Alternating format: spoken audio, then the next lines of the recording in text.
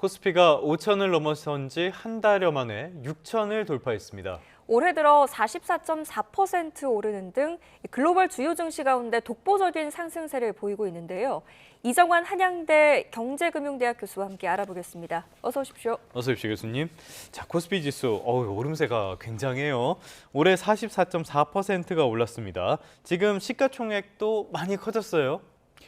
일단은 이제 사실 올해 초의 전망만 해도 네. 5천을 뭐 3월 달까지 할 수 있을까 없을까에 대해서 상당히 관심이 많았다라고 보시면 될 것 같은데 이제 코스피 지수 5천을 1월 달에 달성하고 지금 2월 달에 사실 6천을 달성함으로써 이제 전임 미답의 시대가 왔다라고는 아마 말씀드릴 수 있을 것 같습니다.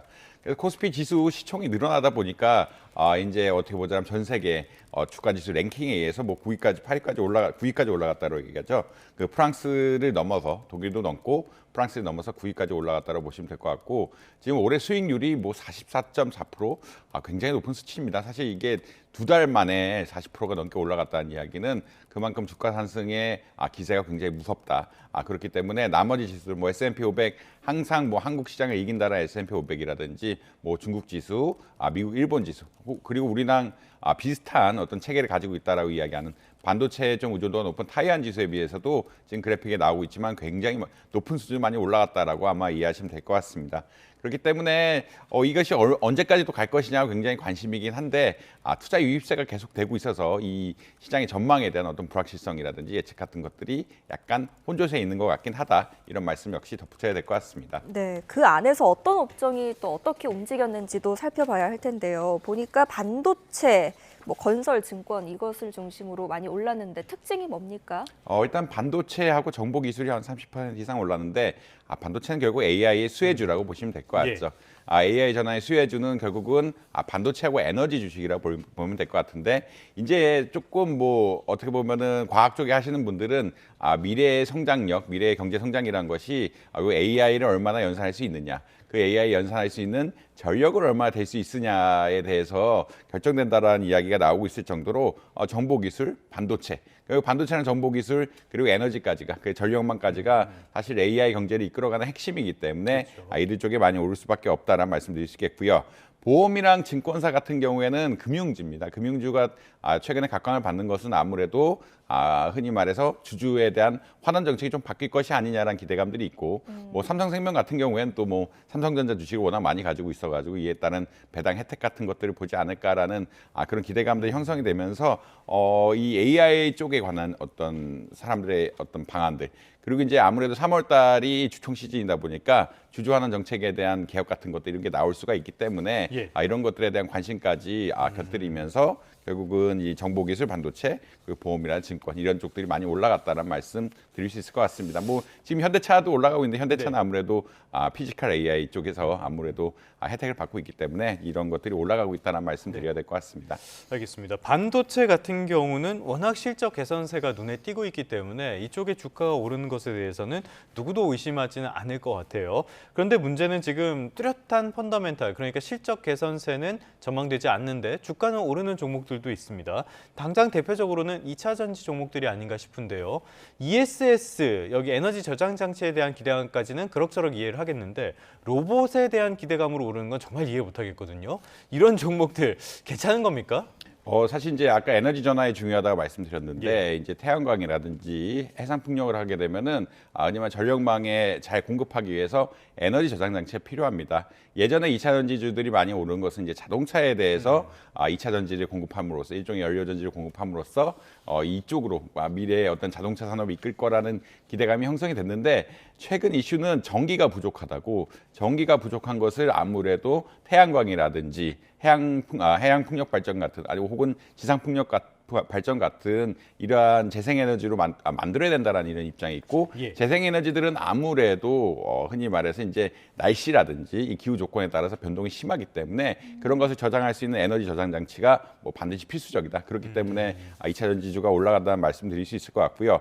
로봇주는 특히나 이제 그 젠슨 황 엔비디아 CEO가 그러니까 피지컬 AI에 대한 이야기를 하면서 결국은 이제 사람들이 굉장히 각광을 받게 되는 이런 상황이라고 보시면 될 것 같고 아직까지 뭐 한국이 로봇 기술이 굉장히 발전되거나 매출액이 어마어마하게 유의한 기업들 그러니까 이제 물론 이제 일반적인 서비스 같은 서비스 로봇 같은 것들은 조금 상용화되고 있는데 그렇지 않고 이제 산업용으로 어떻게 보면 굉장히 범용 로봇 같은 것들은 아직 그 잘 개발이 되지 않고 있고 매출이 나오고 있지는 않은 상태이기 때문에 좀 기대감만 있는 것 같다. 물론 이제 이게 시제품이란 게 나오게 되고 시제품에 대한 연구들이 계속 있는데 이것이 상용화가 되려 그러면 공장이 세워져야 되고 가격 맞춰둬야 되기 때문에 조금 시간이 걸릴 것 같다는 말씀드릴 수 있을 것 같습니다. 알겠습니다. 제가 말씀을 드렸던 것은 2차 전지, 로봇에 사용된다는 기대감으로 2차 전지 종목들이 이 부분에서도 또 오르고 있다라는 말씀도 드린 건데 로봇까지 설명해 주셨는데요. 확실한 실적 개선이 없이 지금 분위기만으로 오르는 종목들은 약간 주의할 필요는 분명히 있어 보입니다. 자, 지금 코스피 매도 사이드카라든지 매수 사이드카라든지 이런 것들이 계속 반복이 되고 있는데요. 이런 것들의 의미는 뭐로 봐야 됩니까? 시장이 이제 유동성이 많이 풀렸다라고 이야기하는데 아까 로봇 주식 역시 시장 유동성이 굉장히 많이 풀렸기 때문에 기대감이 형성이 되면은 수요가 들어가게 되고 그러니까 펀더멘탈이 실현되지 않았음에도 불구하고 이 수요에 따라서 가격이 급격하게 오르는 현상들이 많이 발생한다. 근데 이제 다시 말해서 이런 기대감이 꺼지면 유동성이 급작스럽게 나가게 되고 유동성이 급작스럽게 나가게 된다는 이야기는 어떤 거냐면 가격이 급락할 수 있는 이런 상황도 많이 발생한다라고 보시면 될 것 같거든요.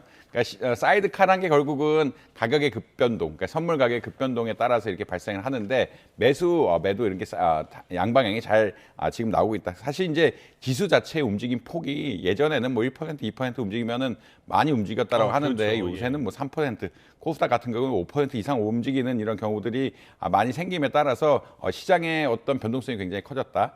지금 뭐 사이드카 내렸다는 것은 아무래도 이 변동성이 커진 게 어떤 시장의 흐름, 주가 올라간다라는 기대감도 있지만 아무래도 영업이익 같은 것들이 좋아지고 피지컬 AI에 대한 기대감이 생기면서 주가 올라간다는 기대감도 있지만 이게 사실 조금 약간의 거품 같은 것들, 조정이 올 것이 아니냐라는 그런 기대감도 있기 때문에 이런 것들이 기대감과 유동성이 맞물리면서 시장의 변동성이 커지고 있는 상황들 이렇다라고 말씀드릴 수 있겠습니다. 네. 자, 변동성이 이렇게 큰 상황에서 그래도 증권사들은 지금 최근 목표치를 상향 조정하고 있거든요. 그 근거를 좀 따져봐야 될 것 같거든요. 이미 6천을 넘었는데도 7천, 8천 이런 이야기까지 나옵니다. 이 근거는 뭐라고 보십니까? 뭐 아무래도 이제 삼성전자하고 하이닉스의 영업이익이 흔히 말해서 이제 마이크론 주식하고 많이 비교하는데 원하면 이게 세계 3대 반도체 산업 기업이 이제 삼성전자, 하이닉스, 마이크론이다 보니까 이쪽들을 많이 보고 있는데 올해 뭐 삼성전자라든 하이닉스 영업이익에 비해서 어떻게 보면 주가가 조금 저평가된 것이 아니냐라는 의견들이 나오고 있다. 그런 것들 때문에 그렇다라고 이야기하실 수 있을 것 같고요. 주가 저평가의 기준은 이제 아무래도 이제 마이크론과 같은 유사 미국 주식이다. 그냥 이렇기 때문에 결국 영업이익이 늘어나는데 비슷한 어떤 마이크론과 비교해서 주가 대비 영업이익의 어떤 비율 같은 것들이 좀 맞지 않는 것 같다. 조금 더 낮게 평가된 것 같다라는 그런 이야기가 나오고 있고요. 특히나 이제 또 상법 개정이라든지 주주환원 정책들이 본격화되면은 또 탄력을 받아서 이제 주가가 조금 더 오를 수 있는 영향들이 있지 않느냐라는 기대감이 형성이 되면서 결국은 주가 지수를 지금 뭐 7,500, 뭐 조금 심한 8,000까지 보는 뭐 이런 전망들도 물론 이제 상단이기 때문에 굉장히 유의해야 되지만 이렇게 보는 기대감들도 좀 형성이 되어 있다. 그리고 이건 숫자의 어떤 계산이라고 보시면 될 것 같고 영업이익과 주가의 관계 그리고 해외 기업과의 비교의 관계 이런 것들 때문에 이렇게 평가들이 나오고 있다는 말씀드릴 수 있을 것 같습니다. 알겠습니다. 지금 주가 지수에 대한 전망이 계속 오르고 있지만은 일단은 반도체 중심으로 가고 있기 때문에 투자는 조금 신중하게 보실 필요는 있을 것 같고요. 또 지금 과열됐다는 거를 부정하지는 않기 때문에 이 부분도 주의하셔야겠습니다. 자, 코스피 지금까지 살펴봤고요. 이제는 코스닥 시장도 한번 보도록 하겠습니다. 정부에서는 코스닥 3천 코스닥을 만들겠다 이런 이야기도 하고 있는데요. 상대적으로 코스피에 비해서 코스닥은 조금 재미가 없는 모습들이 연출이 되고 있어요. 쉽지 않다. 이렇게 흐름이 썩 좋지 않은 배경은 뭘로 봐야 됩니까? 일단은 코스닥 전체 시총하고 SK 하이닉스 시총이 비슷합니다. 그 규모란 게 이제 사실은 이 규모가 비슷한다라는 얘기는 영업이익 같은 것들이 사실 비슷해져야 미래 주가 상승이라든지 이런 상승에 대한 기대감이 형성될 수 있다는 말도 또 연결이 될 수가 있거든요. 그러니까 이제 시가총액이 비슷한데 영업이익이 SK 하이닉스가 많다라고 하면은 SK 그리고 하이닉스의 전망이 좋다라고 하면은 SK 하이닉스의 주가는 굉장히 많이 오르겠지만 뭐 코스닥은 좀 덜 오를 수 있는 이런 상황들인데 하이닉스 규모에 비해서 사실은 이제 코스닥의 영업이익 같은 같은 것들이 조금 좋지 않다. 영업이익이 좋지 않은 이유는 아무래도 이쪽 기술주라든지 뭐 2차 전지 중심이다 보니까 현재의 어떤 것들보다는 미래에 대한 기대감들이 있기 때문에 좀 좋지 않은데 결국은 이제 영업이익이 받쳐주고 이런 것들이 흔히 말하는 기업의 가치에 잘 반영이 되기 시작해야 주가가 좀 빠르게 오를 수 있다라는 일단 말씀드릴 수 있겠고요. 예. 그렇기 때문에 이런 것을 도와주고자 지금 흔히 말해서 연기금들이 어떻게 보자라면 벤치마크 같은 걸 바꿔가지고 원래는 코스피만 투자하는데 코스닥에 좀 투자를 한다든지 국민성장펀드에서 좀 투자를 하면서 결국은 벤처 시장까지 육성하려는 이런 전반적인 정부의 정책들은 있다. 그렇기 때문에 예. 3,000비 같은 어떤 기대감 같은 것들이 나오고는 있다라는 말씀 드릴 수 있을 것 같습니다. 그리고 요지는 이렇게 주가가 좀 덜 오를 것이라고 기대하는 요지는 아무래도 우리가 뭐 간단하게 비슷한 기준이라고 할 수 있는 하이닉스 같은 데와 비교하면은 영업이익 전망이 좋지 않다. 그러니까 전망이 그만큼 안 된다라는 측면에서 말씀드릴 수 있겠고요. 다만 이제 정부에서 어떤 정책적으로 벤처 산업을 육성하고 벤처 산업들이 코스닥 시장으로 가고 이것들이 주식시장의 선순환을 만들기 위한 이런 구조를 많이 만들려고 하고 있기 때문에 연기금의 투자라든지 어떤 시장의 투자에 대한 기대감들이 있다. 그래서 3,000 스닥 흔히 말해서 코스닥이 3,000까지 가는 이야기가 나오고 있다는 말씀 드릴 수 있을 것 같습니다. 네, 코스피 코스닥 활성화를 위해서 또 정부는 지금 제도 변화도 병행하고 있는데요. 자사주 소각 의무화가 담긴 3차 상법 개정안이 결국 통과가 됐습니다. 이것으로 코리아 디스카운트 완화하겠다, 해소하겠다 이렇게 밝히고 있는데 일단 제도 정비는 끝났다고 봐야 됩니까? 뭐 사실 그 사회이사 제도라든지 감사 제도라든지 이런 거 다 M&A 관련 제도라든지 이제 자사주 소각까지 오면은 흔히 말해서 기본적인 상법 개정들은 다 끝났다라고 아마 이해하시면 될 것 같고요. 결국은 경영권에 대한 경영자들이 주주의 이익을 훼손해 가면서 어떠한 사익 추구하는 여러 가지 수단들을 많이 제어했다라고 보시면 될 것 같습니다.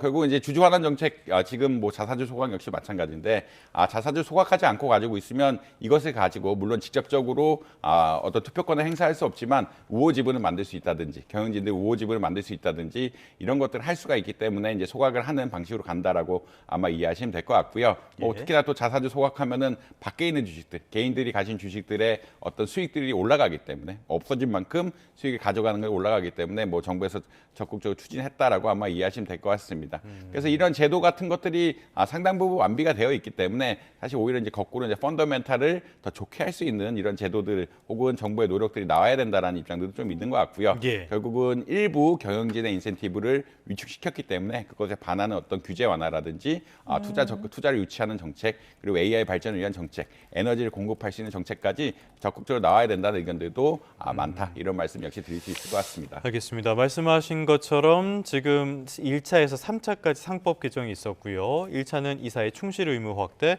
2차는 분리선출 그리고 집중투표제, 3차는 자사주 소각 의무화인데 이 자사주 소각 의무화를 두고요. 두 가지 시선이 있습니다. 첫 번째로는 지금까지 자사주의 마법 같은 걸 이용해서 대주주들이 너무 그 소액주주들을 좀 불리하게 만들었다라는 그렇기 때문에 이게 필요하다라고 보는 시선이 하나 있고요. 또 한쪽에서는 이런 것들을 통해서 재계가 경영권을 방어할 수단을 전부 다 뺏어버렸다. 특히 삼성물산과 엘리엇의 분쟁 때 자사주가 없으면 삼성이 졌을 거 아니냐 이런 시선도 있거든요. 여기에 대해서 교수님은 어떻게 평가하십니까? 사실 일단 우리나라의 경영권 방어 체계는 사실 조금 다른 나라보다 미약하다라는 입장이 많습니다. 그렇기 때문에 자사주라든지 이런 것을 통해서 우회적으로 경영권을 방어한 이런 경향들이 있었다라고 보시면 될 것 같고요. 근데 이제 이것을 잘 쓰면은 흔히 말해서 장기적인 투자를 위한 경영권 방어인데 이것이 흔히 말해서 개인 주주의 어떤 이해를 희생하면서 하는 경우도 또 있었거든요. 말씀 주신 것처럼 이제 우호 지분 확보라든지 경영권을 독점적으로 유지하기 위한 이런 것들이 어떤 인센티브들이 굉장히 많았기 때문에 상호 갈등 간이 어떤 어느 것이 좋다, 어느 것이 나쁘다로 꼭 말할 수 없는 이런 상황들이 됐다라고 말씀드릴 수 있을 것 같습니다. 그렇기 때문에 일종의 뭐 경영권을 강화하거나 하는 정책들 역시 조금은 뒷받침해줘야 된다라는 이런 말씀드릴 수 있을 것 같고요.